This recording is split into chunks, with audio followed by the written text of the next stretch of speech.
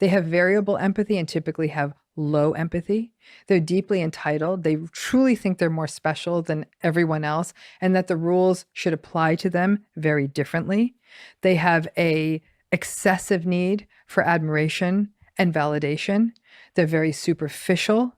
They don't really have the capacity for deep, sustained, intimate relationships. They're very much referential to the world out there, outside of them, to set goals. They don't have a good internal sense of like what matters to me, what do I want to do. They just want to do what they do, again, to get that admiration and validation.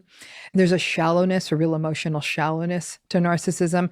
Those are the patterns and traits we sort of see. They're very, very self-centered, very preoccupied with themselves, the good parts of themselves, the bad parts of themselves. It's very rare for them to sort of lift their heads up and genuinely notice the experience of another person. That's what narcissism is. How does it show up?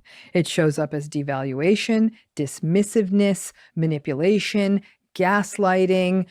They get angry very quickly, especially when they're frustrated or disappointed, and that can show up as overt rage or overt anger, yelling, screaming, or even violence. That can show up as passive aggression, withholding and withdrawing. They're prone to betrayal, they lie, they cheat, they make promises about the future they never keep, but they do that to keep people around so they won't leave them. So it's part of a larger sort of a manipulation. They will dominate people. They have to get the last word. They will shift blame onto other people. They will rarely take responsibility for their misdeeds, even when they're clearly caught in them. And if they do, they'll still blame the other person. They're very neglectful and careless in relationships. That is narcissism.